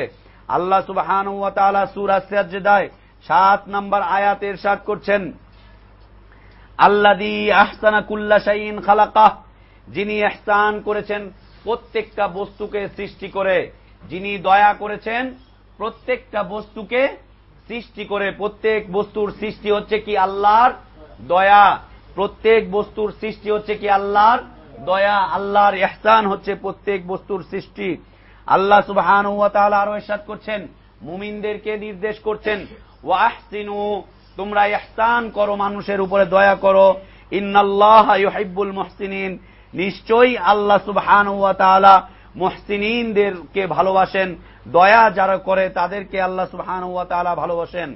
আল্লাহ সুবহানাহু ওয়া তাআলা বলছেন, মান আসলামা ওয়াজহাহু লিল্লাহ ওয়া হুয়া মুহসিন, যে ব্যক্তি একমাত্র আল্লাহর কাছে তার চেহারাকে আত্মসমর্পণ করায়, সেই হচ্ছে নেককার, সেই হচ্ছে মুহসিন, সেই হচ্ছে দয়া করে, সেই দয়া পায়, সেই মাত্র শুধু দয়া পায় যে আল্লাহর কাছে তার চেহারাটাকে আত্মসমর্পণ করায়। আল্লাহ সুবহানাহু ওয়া তাআলা আরো ইরশাদ করছেন, বালা মান আসলামা ওয়াজহাহু লিল্লাহ ওয়া হুয়া মুহসিন, বরং তারাই শুধুমাত্র একমাত্র মুসলিম যারা তার চেহারাটাকে আল্লাহর কাছে সমর্পণ করে। আল্লাহ সুবহানাহু ওয়া তাআলা এইভাবে আরো বলছেন, হাল জাযাউল ইহসান ইল্লাল ইহসান, দয়ার বদলা শুধুমাত্র দয়াই হবে, দয়ার বদলা শুধুমাত্র দয়াই হবে। আল্লাহ সুবহানাহু আল্লাহর রাসূল সাল্লাল্লাহু আলাইহি ওয়াসাল্লাম তিনি আরো ইরশাদ করছেন যে তুমি জমিনবাসীর উপরে ইহসান করো, আকাশবাসী তোমাদের উপরে ইহসান করবে, আকাশে যিনি রয়েছেন তিনি তা তোমাদের উপরে দয়া করবেন। ইরহাম মান ফিল আরদ ইয়ারহামুকুম মান ফিস সামা, তুমি জমিনবাসীর উপরে দয়া করো, আকাশে যিনি রয়েছেন তিনি তোমাদের উপরে দয়া করবেন। এই দেখার অর্থ স্বচক্ষে দেখা নয়, এই দেখার অর্থ আমাদের চর্মচক্ষু দিয়ে পৃথিবীতে দেখা নয়। পৃথিবীতে থেকে কেউ কখনো আল্লাহকে দেখতে পারবে না। তার ইবাদত যত বেশি যত বেশি যত বেশি হোক না কেন, তার ইবাদত যত সুন্দর হোক না কেন, তার ইবাদত যেই তরিকার হোক না কেন, তার ইবাদত যেই মতের পথের হোক না কেন, তার ওজিফাগুলো যেই রকমই হোক না কেন, কখনো পৃথিবীতে থেকে চর্মচক্ষু দিয়ে আল্লাহ সুবহানাহু ওয়া তাআলাকে দেখতে পারবে না। কারণ আল্লাহর রাসূল মূসা আলাইহিস সালাতু ওয়াস সালাম, এই মূসা আলাইহিস সালাতু ওয়াস সালাম আল্লাহ সুবহানাহু ওয়া তাআলার কাছে একটি আবেদন পেশ করেছিলেন যে আল্লাহ, আমি তোমাকে দেখতে চাই, তুমি আমাকে একটু দেখা দাও, আমি তোমার দর্শন লাভ করতে চাই। আল্লাহ সুবহানাহু ওয়া তাআলা বলছেন যে মুসা, এটা কখনো সম্ভব নয়। লান তারানি ওয়ালাকিন ইনজুর ইলাল জাবাল ফাইন ইসতাকাররা মাকানাহু ফাসাওফা তারানি ফালাম্মা তাজাল্লা রাব্বুহু লিল জাবাল জালাহু দাক্কান ওয়া খাররা মুসা সাইকা ফালাম্মা আফাক ক্বালা সুবহানাকা তুবতু ইলাইকা ওয়া আনা আউয়ালুল মুমিনিন। সূরা আরাফ 143 নম্বর আয়াত। এই আয়াতের তাফসীর আপনারা ইবনে কাসির থেকে দেখে নেবেন। এই আয়াতের তাফসীর আপনারা ইবনে কাসির থেকে দেখে নেবেন। 143 নম্বর আয়াতে আল্লাহর রাসূল মুসা আলাইহিস সালাতু ওয়াস সালাম আল্লাহর কাছে আবেদন পেশ করলেন যে আল্লাহ, আমি তোমাকে দেখতে চাই, তুমি আমাকে একটু দেখা দাও। আল্লাহ সুবহানাহু ওয়া তাআলা বলছেন, মুসা, কখনো এটা সম্ভব নয়, দুনিয়ার জীবনে তুমি কখনো আমাকে দেখতে পারবে না। তবে তুমি যদি দেখতে চাও, লান তারানি ওয়ালাকিন ইনজুর ইলাল জাবাল, যদি তুমি দেখতে চাও তাহলে ওই পাহাড়ের দিকে, ওই সায়না পাহাড়ের দিকে তুমি তোমার দৃষ্টিকে নিক্ষেপ করো। তুমি তোমার দৃষ্টিকে নিক্ষেপ করে যদি তুমি সেখানে দণ্ডায়মান থাকতে পারো, তাহলে তুমি জানবে যে তুমি আমাকে দেখতে পেয়েছিলে। মুসা আলাইহিস সালাতু ওয়াস সালাম পাহাড়ে চলে গেলেন। পাহাড়ে গিয়ে সেই পাহাড়ের দিকে দৃষ্টি নিক্ষেপ করার সাথে সাথে ইস্তাকাররা মাকানাহু ফাসাওফা তারানি ফালাম্মা তাজাল্লা রাব্বুহু লিল জাবাল জালাহু দাক্কান ওয়া খাররা মুসা সাইকা। মুসা আলাইহিস সালাতু ওয়াস সালাম যখন সেই পাহাড়ের কাছে চলে গেলেন, আল্লাহ সুবহানাহু ওয়া তাআলা তার নূরের একটি ঝলক সেই পাহাড়ের উপরে নিক্ষেপ করলেন। নিক্ষেপ করার সাথে সাথে মুসা আলাইহিস সালাম অজ্ঞান হয়ে বেহুশ হয়ে পড়ে গেলেন। বেহুশ হয়ে পড়ে গেলেন, তিনি আর দণ্ডায়মান থাকতে পারলেন না। তাহলে বোঝা যাচ্ছে মুসা আলাইহিস সালাতু ওয়াস সালাম আল্লাহকে দেখতে পাননি, তিনি অজ্ঞান হয়ে পড়ে যাচ্ছেন। তারপরে তিনি যখন জ্ঞান ফিরে পেলেন, তখন তিনি আল্লাহর কাছে তওবা করছেন। আল্লাহ সুবহানাহু ওয়া তাআলা বলছেন, ফালাম্মা আফাকা, সে যখন জ্ঞান ফিরে পেল, তখন সে বলল, সুবহানাকা, আল্লাহ তুমি পবিত্র, তোমার সত্তা পবিত্র। তুবতু ইলাইকা, আমি আমার এই পাপ থেকে, আমি যে একটি অবাধ্যতা করে ফেলেছিলাম, আমি যে তোমার কাছে আবেদন করেছিলাম, আমি যে এই বিষয়ে তোমার কাছে বলেছিলাম যে আমি তোমাকে দেখতে চাই, তুমি আমাকে বলেছিলে যে তুমি আমাকে দেখতে পারবে না, আমি তোমাকে দেখতে পারবো না, এর পরেও যে আমি তোমাকে দেখার জন্য আবেদন পেশ করেছিলাম, আল্লাহ আমি এখান থেকে তওবা করছি, আমি আমার দাবি থেকে প্রত্যাবর্তন করছি। ওয়ান আউয়ালুল মুসলিমিন, এবং আল্লাহ আমি তওবা করে আজকে প্রথম মুসলিম হিসাবে ইসলাম কবুল করছি। কি অপরাধ ছিল? আল্লাহকে দেখতে চাওয়ার অপরাধ। আল্লাহকে দেখতে চেয়েছিলেন তার প্রিয় নবী, তার প্রিয় রাসূল মুসা আলাইহিস সালাতু ওয়াস সালাম, যাকে কালিমুল্লাহ বলা হতো, যিনি আল্লাহর সাথে অনেকবার কথোপকথন করেছেন, যিনি আল্লাহর সাথে কথোপকথন করেছেন, তিনি দেখতে চেয়েছিলেন। এই দেখতে চাওয়াটাকে তিনি অপরাধ হিসাবে জেনে পরবর্তীতে তিনি তওবা করছেন, আল্লাহর পবিত্রতা ঘোষণা করছেন, এবং তিনি এ ঘোষণা করছেন যে আমি হচ্ছি মুসলিম, আমি হচ্ছি আজকে মুসলিম। তাহলে এই আয়াতের হুকুমে, এই আয়াতের আলোকে দেখা যাচ্ছে যারাই বলছে আল্লাহকে দেখেছে তারা মুসলিম নয়, অসম্ভব তারা মুসলিম নয়, অসম্ভব তারা মুসলিম নয়। এই আয়াত ঘোষণা করছে যে ব্যক্তি আল্লাহকে দেখার দাবি করবে সে ইসলাম থেকে বের হয়ে চলে যাবে, যে ব্যক্তি আল্লাহকে দেখার জন্য দাবি করবে সে ব্যক্তি ইসলাম থেকে বের হয়ে চলে যাবে, সে মুসলিম থাকবে না, সে কাফের হয়ে যাবে। সে যদি ইসলামে থাকতে চায় তাকে তওবা করে আবার প্রত্যাবর্তন করে ইসলাম কবুল করতে হবে। প্রিয় উপস্থিতি, চরমোনাই পীর সাহেব তার ভেদে মারেফাত নামক কিতাবের মধ্যে আল্লাহকে তিনি আবেদন করেছেন, আল্লাহ তুমি বেপর্দা হয়ে, তুমি কাপড় চোপড় সব ছেড়ে দিয়ে বেপর্দা হয়ে আমার সামনে চলে আসো। নাউজুবিল্লাহ। এই ব্যক্তি আল্লাহকে মহিলা হিসাবে দেখেছে। তিনি বলছেন যে আল্লাহ তোমাকে যদি আমি পেতাম তাহলে তোমাকে আমি লাখ সাবান দিয়ে গোসল করিয়ে দিতাম, তোমাকে যদি আমি পেতাম তোমার মাথার চুলগুলোকে আমি বেনি করে দিতাম, তোমার মাথার চুলগুলোকে আমি পরিষ্কার করে তোমার মাথার চুলগুলোকে আমি চিরুনি করে দিতাম, বেনি করে দিতাম। নাউজুবিল্লাহ সুম্মা নাউজুবিল্লাহ। এই কিনা বাংলাদেশের 1 নাম্বার হক্কানি পীর, যে আল্লাহকে বেপর্দা হিসাবে চলে আসতে বলে, যে আল্লাহকে দিদারের কথা বলে, যে আল্লাহকে দেখার কথা বলে। আর বাতিল ভণ্ড পীররা তো আরো বলেইছে, দেওয়ানবাগী আল্লাহ সুবহানাহু ওয়া তাআলাকে পুরুষের আকৃতিতে, যুবকের আকৃতিতে উলঙ্গ অবস্থায় দেখতে পেয়েছে। এই দেওয়ানবাগী শয়তান আল্লাহ সুবহানাহু ওয়া তাআলাকে ডাস্টবিনের মধ্যে পড়ে থাকতে দেখেছে, সেখান থেকে সে আল্লাহকে উঠিয়ে এনে গোসল করিয়েছে। নাউজুবিল্লাহ। এইভাবে পীরতন্ত্রের সকল বিষয়বস্তুই হচ্ছে এক, তারা আল্লাহর মধ্যে মিশে যায়। হাজী ইমদাদুল্লাহ মুআজ্জের মক্কি, ভারতীয় সুফিকুলের শিরোমণি, সুফিকুল শিরোমণি ভারতবর্ষের, তিনি আল্লাহর সাথে জিকির করতে করতে, ইবাদত করতে করতে এমন একটা অবস্থা হতো যে তিনি আল্লাহর সাথে মিশে যেতেন। নাউজুবিল্লাহ। তার বায়াত নিয়েছিল রশিদ আহমদ গাঙ্গুহি।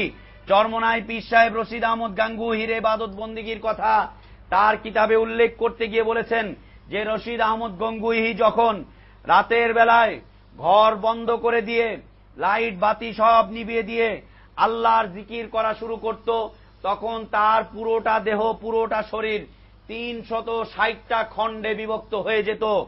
360টা খণ্ডে বিভক্ত হয়ে যে প্রত্যেকটা খণ্ডের মধ্যে আল্লাহর নূর চলে আসত।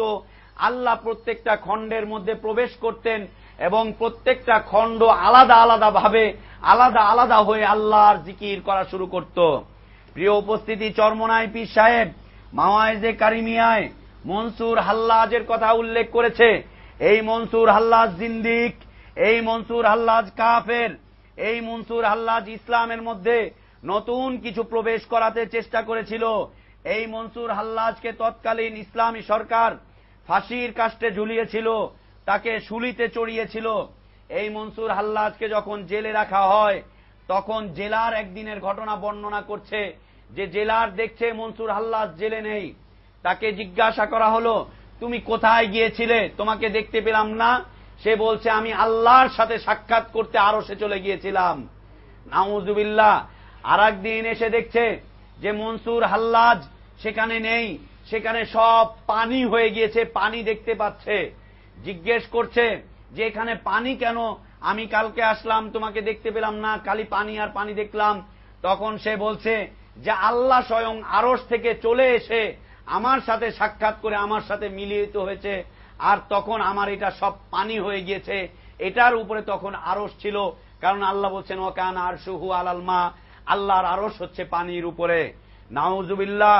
আল্লাহ সুবহানাহু ওয়া তাআলা ইরশাদ করছেন, কাল্লা ইন্নাহুম আর রাব্বিহিম ইয়াউমাইযিল লামাহজুবুন।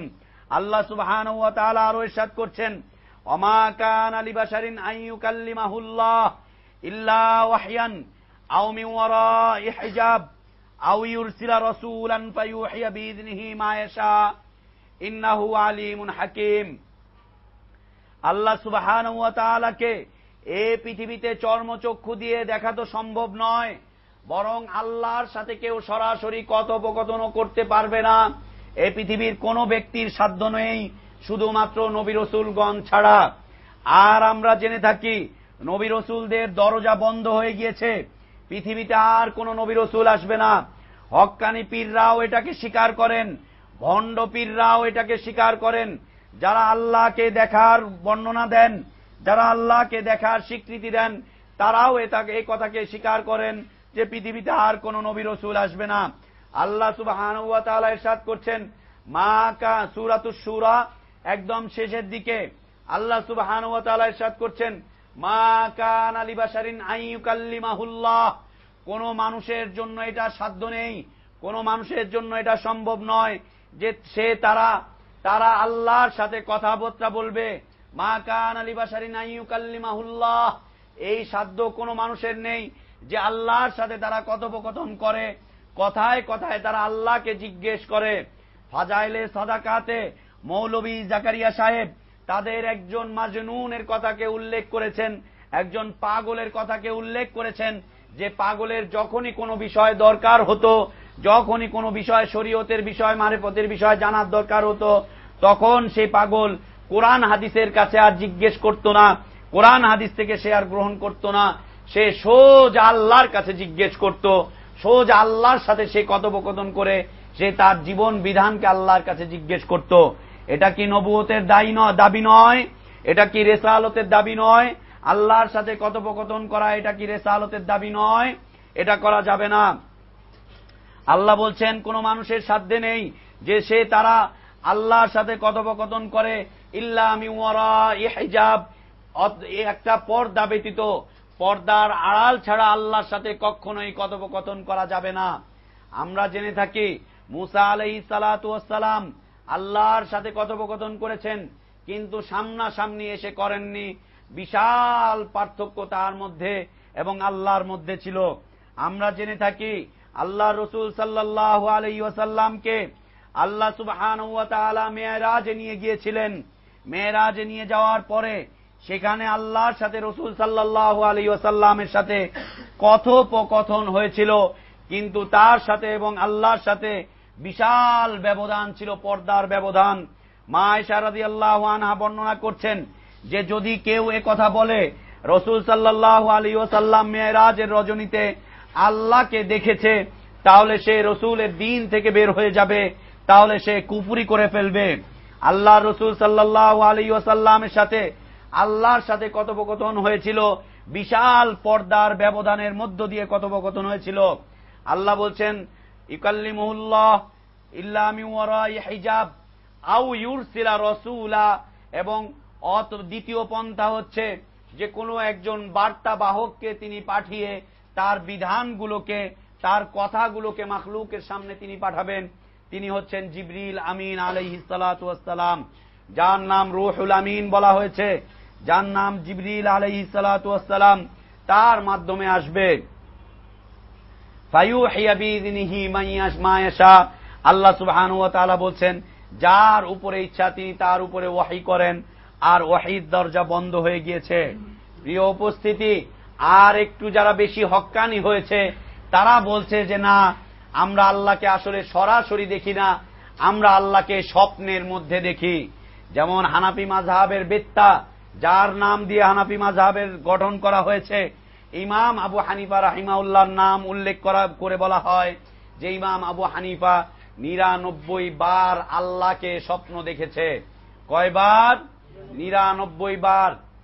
দেওবন্দ মাদ্রাসার সাবেক প্রিন্সিপাল কারি তৈয়ব সাহেবের একটি কিতাব, যে কিতাবের অনুবাদ করেছে ইসলামিক ফাউন্ডেশনের সাবেক একজন পরিচালক ফরিদউদ্দিন মাসউদ সাহেব, তিনি সেই কিতাবের নাম দিয়েছেন হকপন্থীদের পরিচয়।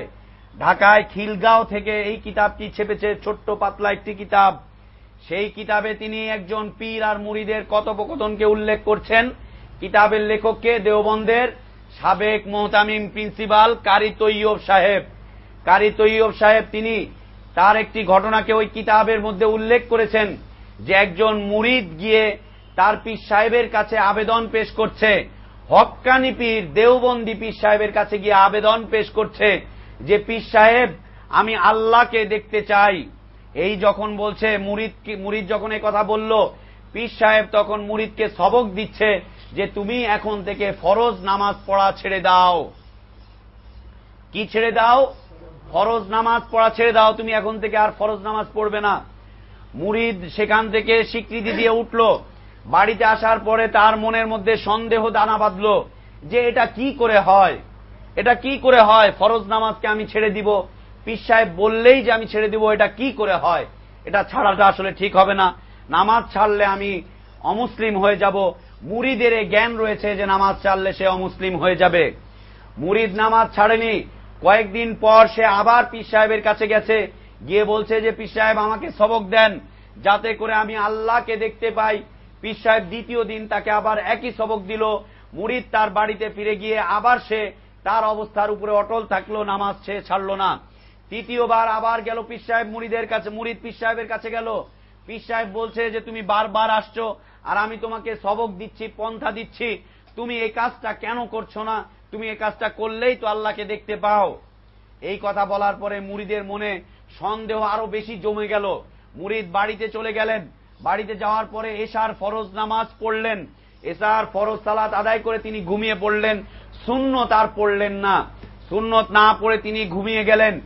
এক পর্যায়ে দেখছেন যে রাসূল সাল্লাল্লাহু আলাইহি ওয়াসাল্লাম সশরীরে এসে মুরিদকে এভাবে ধাক্কা দিয়ে উঠাচ্ছে, এই উঠো উঠো উঠো, তুমি সুন্নত পড়ে ঘুমাওনি, আমার হক তুমি আদায় করোনি, এই কাজটা তুমি কি করে ঘুমালে, এই কাজ না করে তুমি ঘুমালে কি করে, তুমি সুন্নতকে ছেড়ে দিলে, আমার সাথে তোমার সম্পর্ককে ছিন্ন হয়ে গেল। মুরিদ তাড়াতাড়ি করে উঠে পড়েছেন, উঠে তিনি ওযু করে তারপরে এশার সুন্নত আদায় করলেন এবং তাহাজ্জুদ আদায় করলেন। সকাল বেলায় তিনি হন্তদন্ত হয়ে পীর সাহেবের কাছে ছুটে গিয়ে বলছেন যে পীর সাহেব, আজকে রাতে এই ঘটনা ঘটেছিল, আমি এশার নামাজ পড়েছি, শুধু ফরজটুকু পড়েছি, সুন্নত পড়িনি, তাই রাসূল সাল্লাল্লাহু আলাইহি ওয়াসাল্লাম এসে আমাকে ডেকে উঠিয়েছেন। পীর সাহেব বলছে যে তুমি যদি এশার ফরজটাকে না পড়ে ঘুমাতে, তাহলে স্বয়ং আল্লাহ তোমাকে এসে ডেকে ঘুম থেকে উঠাতো, কারণ সুন্নত হচ্ছে আল্লাহর হক আর ফরজ হচ্ছে আল্লাহর হক। তুমি যদি সুন্নত হচ্ছে রসুলের হক আর ফরজ হচ্ছে আল্লাহর হক, সুন্নত পড়নি তাই রসুল এসে উঠিয়েছেন, আর যদি ফরজ না পড়তে, ফরজ নামাজ ছেড়ে দিতে, স্বয়ং আল্লাহ এসে তোমাকে উঠিয়ে দিত। নাউজুবিল্লাহ। প্রিয় উপস্থিতি, কিতাবের লেখক হচ্ছে কারি তৈয়ব সাহেব। তিনি এই কিতাবকে লিখেছেন দেওবন্দের সাবেক মুহাদ্দিস, সাবেক মুহতামিম, সাবেক প্রিন্সিপাল। আল্লাহ সুবহানাহু ওয়া তাআলা আমাদেরকে এই সমস্ত ইহসানকে, ইহসানের নাম নিয়ে যে সমস্ত বিকৃতি ঘটানো হয়েছে, আল্লাহ তাআলা আমাদেরকে এই সমস্ত বিকৃত ইহসানকে বর্জন করার তৌফিক দান করেন। এই ইহসানের নাম দিয়ে যত প্রকারের পীর মুরিদির সিস্টেম চালু হয়েছে, সকল প্রকার পীর মুরিদিকে বর্জন করে দিয়ে সত্যিকার ইহসানকে আল্লাহ আমাদেরকে গ্রহণ করার তৌফিক দান করেন।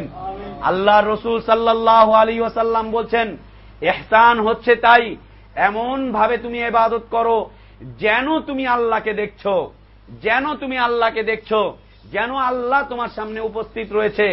এর ব্যাখ্যা হচ্ছে এইরকম যে অফিসে যতক্ষণ পর্যন্ত বস থাকে ততক্ষণ পর্যন্ত অফিসের কর্মচারীরা সুন্দরভাবে কাজ করতে থাকে, যেন তুমি আল্লাহকে দেখছো। ফাইনলাম তাকুন তারাহু ফাইন্নাহু ইয়ারাক।